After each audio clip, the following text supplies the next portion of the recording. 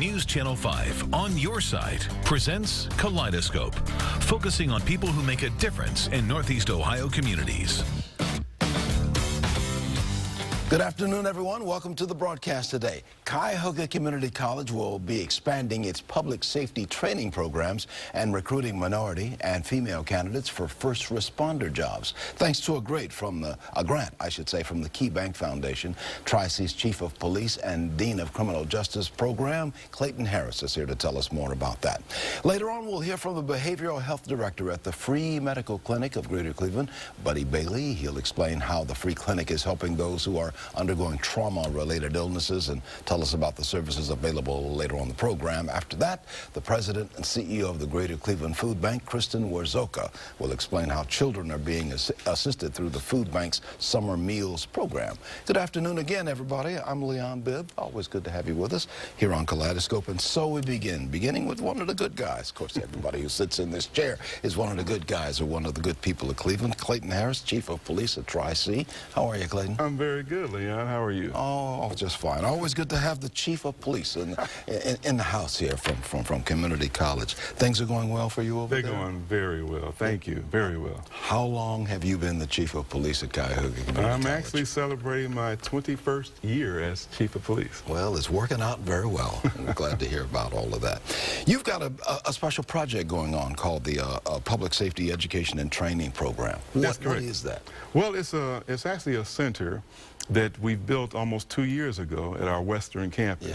Yeah. And in that center, we actually train police officers, firefighters, EMTs, and paramedics. Mm-hmm. And it's one of the most state-of-the-art facilities that's built in our entire region for that style of training. And they can come through you and they can get their start. This is really where they get started, right? Oh, yeah. They not only get started, but we also do advanced training. So we actually take them even to higher levels for those that are actively in the career as a police officer or firefighter or EMT for advanced training and continuous training. And the goal is to get them into that pipeline, into the police and first responder You got jobs. it. That's why it's so important what Key Foundation and Key Bank has done in supporting what we're attempting to do.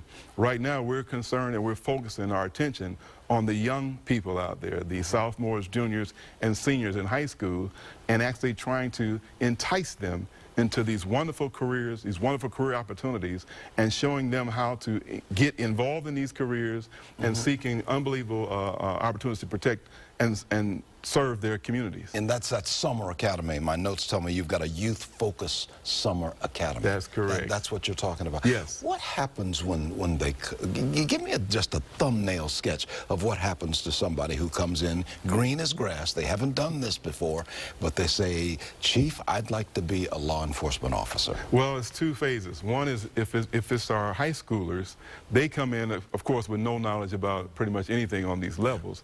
And we bring in all the professionals out there, active firefighters, police officers, EMTs, all the professionals come in, and they actually show them what they do. And they give real examples of what they do. I mean, they see a real police car. They see a real fire truck. They actually see a real fire because we have the ability to set certain areas on fire and use real fire hoses to put them out. Yeah. So they get to see a lot of different things and opens their eyes to these new careers. Now you get another young person, probably 21 years old, that really wants to go into this profession. Yeah. But we bring them in and we take them through our certification program, state certification program, that when they complete that state certification, they can actually go out there and get a job as a police officer or a firefighter. Now, you really let them know specifically, this is the kind of work that you're going to be doing. We fall in love with uniforms and with badges and all the stuff that you wear, the weapons and all of that. But you let them know this is serious work. Oh, it's extremely serious work. And it's our programs are certified by the state of Ohio. Yeah. Our police program, it takes 654 hours to complete. Our fire program, it takes 250 hours to complete that program. But trust me, they start from the ground up, and by the time they're done, and take their state certification, they're able to do the job anywhere in the state of Ohio. Now, we've got a graphic on the screen right there. We'll keep that up so people can write that down with a pencil and paper. Those are the numbers that they can call to get more information on this basic police academy or the private security academy or the fire academy right there at Cuyahoga Community College. That's correct. You say you do this on the western campus of Tri-C. Yes, that's where we built our state-of-the-art facility. It's on our Western campus, and we call it the Key Bank Public Safety Training Center. What's the criteria for somebody coming in? What do they need to have when they come to you? Well, first you need a clean record. That helps. That's number that one. helps. Okay. If you're going to be a police officer or firefighter or EMT, you need a clean record. You need a clean record. And then you also need to be physically capable. We actually take you through a physical agility test to see your capabilities. How many push-ups can you do in a minute? How many sit-ups can you do in a minute? And how fast can you do the mile and a half? Yeah. So you have to have that. You have to go through a drug screen testing. Of course. And so we take you to also a small psychological testing before entry into our academy. What about getting them into that pipeline? Now, how do you get them into police or fire or EMT work? You actually, if you are part of our organization or you contact us, police departments, fire departments are contacting us on a regular basis looking for people to join their forces. And we help, we mentor them, we engage them, and we direct them into great paying jobs out there. So we actually work with them until they're fully employed. Well, let's put that graphic, if we can put the control room, if they could put that graphic on there, because there are several phone numbers that people can tie into, and I'll just leave that up there for a little bit. You've been a police officer for 21 years over Tri-C. Correct. And before that, you were at Cleveland and East Cleveland. This has been satisfying work for you? Satisfying. It's been the greatest type of work that I could ever imagine in my life. And believe it or not, prior to becoming a police officer, I was a firefighter. So I have a unique opportunity to show students a way to become engaged in all different levels of public safety work. Now we're able to train them and use a lot of my expertise and others out there expertise. Our instructors are current police, firefighters, and EMT people that are out there doing the job every day that work also as instructors for us, teaching these young people how to be the best they can be. Chief Clayton Harris of Tri-C, Cuyahoga Community College, we appreciate your being on here, and we wish you well with this program. Thank you, Leo. We hope we've been able to do a little bit of recruitment right here. Okay. Thank you. I'll take a break. Stick with me. I'll take a break. I'll be right back. This is Kaleidoscope. I'm Leon Bibb. Back after this. Welcome back to Kaleidoscope. Good to have you with me. The Free Clinic of Greater Cleveland offers a variety of services to Clevelanders who are without health insurance and are unemployed or underemployed. Behavioral Health Director Dr. Buddy Bailey assists patients who are victims of crime, witnesses to violent crimes, and those suffering from PTSD. And he joins me now to talk about his work at the Free Clinic of Greater Cleveland. Good to have you with us, Dr. Buddy Bailey. Good to be here. Thank you. Yeah, things are well at the Free Clinic? They are. And the Free Clinic is growing every day. You know, we've been serving the people of Cleveland for well over 45 years now. And it's located right there on Euclid Avenue, right near the East Cleveland boundary line. Right, we're Avenue. on the health line. Yeah, we'll talk a little bit about that. First off, what is the philosophy of the Free Clinic? What is it that you try to do? Well, what we try to do is, the basic philosophy is that health care is a right, not a privilege. You know, it's one of the things that we need to make sure that everybody has, because if they don't have it, then they're more than likely to not live as long as someone in the suburbs. And you know, if you have health care, you know, that's an asset that you have that a lot of people don't have. Yeah. How has the Affordable Care Act affected you? Well, it's affected the Free Clinic in a multitude of ways. Basically, what we've had to do is we've really had to redesign our programming. Yeah. We still provide services to people who are underinsured or uninsured, but we can also now see people who have insurance, which is something new for the Free Clinic to be doing. Yeah. You're in charge of the Free Clinic's Behavioral Health Department. Yes. You see trauma cases. Yes. What kind of trauma do you see? We see lots of trauma cases around gunshots. We see, you know, violent crime in the city, trauma in the home, for example, people who have been abused as children, women who've been in domestically violent situations. Yeah. And they come to us to either extricate themselves from the situation or to try to mend the aftermath of that, the symptoms that they're experiencing after that. You were talking about the home just a minute ago. Does poverty and crime affect the mental and the physical health of people? Absolutely. Absolutely. We see that every day. You know, most of our people who are, for example, one of the statistics is that people who have mental illness, who are generally quite poor in many circumstances, live 35 years less than people who do not have mental illness. Yeah. And so we struggle with that every day about how we're going to help our people get the services that they need and get their needs met. In a few days, I know you're holding an educational forum Wednesday, June the 29th. Yes. What happens at that educational forum? Well, they're going to talk about violence. And, you know, what are the consequences of violence? Where does violence emanate from? And I think we see a lot of that in, you know, in the media now with the daily trauma basis. And the trauma in Orlando, and, you know, in the political arena, we're hearing a lot about violence in the political arena as well. Where's you're holding the forum on Wednesday, June 29th? It's at Tri-C East Campus. They're on in Warrensville Heights. Yes. Tri-C East, yeah. Yes. On Richmond Road. Richmond. Yes. Is that open to anybody and everybody? It is open to anybody, and it's free. What time do you start there? I think they're starting early in the morning at 8. It's a half day, 8 to 1, I believe. Tell me about what you do there at your clinic right there on Euclid Avenue. You have a lot of walk-in. Is it mostly walk-in? No, we have walk-in and scheduled appointments as well. We have a variety of services, not just behavioral health, which is mental health, substance abuse treatment, psychiatry. We have medical, dental, HIV, STI, which are, you know, sexually transmitted infections. Let me put a phone number on the screen for the trauma counseling program. 707-3406. That's in the 216 area code. You see the number at the bottom of the screen. Or you can go to thefreeclinic.org, thefreeclinic.org. This is a mission for you, isn't it? Yes. This is not just doctor doing my job. Exactly. This is mission work. Tell me about that. Well, I came to the Free Clinic 16 years ago when I was doing my internship for my PhD, and fell in love with the Free Clinic. Fell in love with the patients that I see and the clients that I work with. And, you know, the poor are just like anybody else. But for the poor, a crisis can be having a flat tire and not having the money to fix it, not being able to get to their appointment because they don't have a bus ticket. Coming in, you know, and they've experienced a lot of trauma in their lives, and they haven't had any way to pay for the services that they need in order to help them with those issues. And so I feel privileged to be working with them, and I get to hear their stories.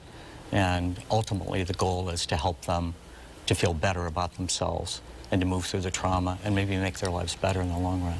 Give us the address on the Free Clinic. I know where it is. I don't know the address, though. 12201 Euclid Avenue. Yeah. And that's in Cleveland, 44106. Yeah. Right near the East Cleveland boundary line, 12201 Euclid Avenue. And once again, we want to hit this forum that you're going to be holding at Tri-C East, the eastern campus of Cuyahoga Community College. In their corporate college. Yeah, the corporate college, that's right there on Richmond Road in Warrensville Heights. And that's going to be all day? Beginning in the morning? Half a day. And it's going to be Wednesday, June the 29th. Yes. Okay, starting in the morning, I would imagine, and going into half the day. Dr. Buddy Bailey, Behavioral Health Director for the Free Medical Clinic of Cleveland. Good to have you on the broadcast. Thank you, Leon. And thank you for what you do, my friend. Thank you so much. Thank you. I appreciate that. I'll take a break. I'll be right back. We're going to be talking about preventing hunger as much as we can in this area, especially this summer. I'll be right back in just a moment. Good to have you with me today on Kaleidoscope. As always, you know, the Greater Cleveland Food Bank is working to make sure children in Greater Cleveland get meals during the summer months, especially. The president and the CEO, Kristen Warzoka, joins me right now to explain what happens when school is out for those students that we are talking about who would normally eat breakfast or lunch at school, and how the food bank's summer meals program is helping the kids out. Hey, Kristen. Hey, thanks for having me here today. Oh, good to have you with us. Well, before we get to the children, we're still talking, and we're going to talk specifically about them, of course, but hunger in Northeast Ohio is still with us. Unfortunately, it is. It is still an issue, and people are very often surprised when I tell them that we're serving more people now than we were before the recession.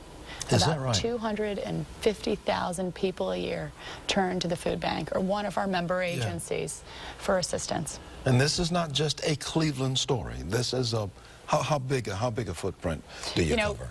So we provide food and support to member agencies and clients in a 6-county area. So that's all the way east to the Pennsylvania line and south to the Mansfield area. So, there's a reason we're called the Greater Cleveland Food Bank. We do go well beyond the city of Cleveland, and there is need and there is hunger in every county that we serve. And when a youngster, especially when a youngster or anybody else is not eating properly, it affects the learning power of the brain. Oh, it absolutely does. It has a really significant long-term impact on growth, on education, on development, and on their health. Low income kids who aren't eating nutritious food on a regular basis have far more health problems because nutrition is important to all of us. So you've got a summer program geared specifically to children, don't you? We do. So this summer, the Greater Cleveland Food Bank, in cooperation with a long list of community partners, is offering free breakfast and lunch at sites across our community. This year, we have 112 sites where the food bank is preparing the meals every day in our kitchen, where families who are struggling, kids who don't have access to meals in the summer can go for a free meal. We also have a new partnership with the Cleveland Municipal School District, and we are supporting their efforts to provide meals at 27 additional sites. So the idea here is to make sure we've got as many sites as we have available as possible to kids in a variety of communities. So when those families are struggling, kids know where they can get a meal. We got more than 100 sites, so we can't put them all up on the screen. So where can people find where these sites are located? They can call our help center at the food bank at 216-738-2067. And we will do a couple of things. We can give them the location of a site in their neighborhood that's convenient for them. We can also refer them to other resources. So in the summertime, we do a lot of fresh produce distributions throughout the community. So we can tell them where they can find one of those. And we can enroll them in benefits over the phone, including SNAP, formerly known as the Food Stamp Program, which can be a critical resource. Now, this food that you give, whether it's prepared food, a prepared meal, or whether it's still in the can or in the packaging as it comes from a supermarket, this food just does not materialize. How does this food get to you so that you can get it to where it's needed? It's a great question. So we work with members of the food industry. The food bank was actually started as a way of minimizing food waste, believe it or not. When a number of volunteers from local hunger centers who didn't have the food they needed for their clients came together with members of the food industry and said, who had surplus product, and said there's got to be a way that we can connect the dots, and they did, and they started the food bank. And so now for more than 30 years we've been providing food. Last year we provided access to almost 47 million meals and made those meals available, sometimes in the form of a bag that a client can take home, non-perishable food, sometimes in the form of fresh produce, and sometimes in the form of actual meals that we're preparing in our kitchen. And you've got a huge warehouse there. I see a warehouse right there on the East Shoreway on I-90. Yep, in the Collinwood neighborhood. Collinwood neighborhood of Cleveland, Northeast Cleveland, and you're able to store the stuff that you need to store. You've got the machinery to move at. You could also take some money, right? Well, money always helps. That is true. That way you can go and you can buy the products that you need to get to the people. That is because true. If somebody gives you $1, you can stretch that. That dollar equals a whole bunch of other dollars. So we'll need to raise about $12 million this year to provide access to those 47, or actually this year our goal is 51 million meals. So every dollar donated to the food bank helps us provide enough food for 4 nutritious meals year-round to all sorts of clients who need our help. So people can go to the website, they can go to your phone, and they can go right straight to your location. It's GreaterClevelandFoodBank.org is the website. That's the easiest way to get. GreaterClevelandFoodBank.org. There's a phone number of 216-738-2067, which Kristen Warzoka gave just a little bit ago, and you're located at 15,500 Waterloo Road. And we're always, in addition to donations of food and money, we're always looking for volunteers too, particularly this summer. Yeah. You know, we're making 7,000 meals a day for low-income kids in our kitchen, and we rely on volunteers to help us do that. And so you can also go to our website to learn about volunteer opportunities. Good deal. I'm going to take a break. I'm going to return right after this. This is Kaleidoscope. I'm Leon Bibb. We continue our discussion with Kristen Warzoka after these words.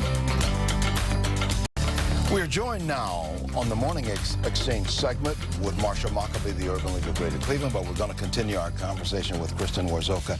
This thing, we were talking about the Cleveland Food Bank and hunger. Put a cap on it, on why we've got to fight this problem of hunger in Northeast Ohio. Well, the fact is that access to nutritious food on a regular basis is absolutely critical to learning and health and development, and we have a responsibility to make sure that everybody in our community has access to the food that they need every day. And that's why you've got that summer summer's a meals critical program. time to be able to do that. Yeah, for the kids, we got to keep them healthy, and the adults Absolutely. healthy as well. So please make a contribution to the Greater Cleveland Food Bank, either financial or send some food over there. Yeah, or your time.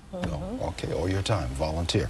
You agree with that, don't you, Marsha Maccabee of the Urban League? Well, I most certainly do. And for my friend Chris here, one of the things that we do at the Urban League is we actually have a number of our young people come over and volunteer at the food bank, because it's such an important issue in our community. And when we are looking at, from the Urban League perspective, we're looking at closing the equity gaps in education, making sure that young people come prepared to learn, they've eaten a healthy meal, they have the things that they need in their surroundings, so that their minds can be ready to receive. That's really important. So it's all tied in together, and we support it, and we'll continue to come and volunteer. We appreciate your partnership. Absolutely. We want our young people to understand how to give back. That's so important. And that's important, the volunteer aspect, not only of the giving money so the Greater Cleveland Food Bank can continue, but so they can volunteer.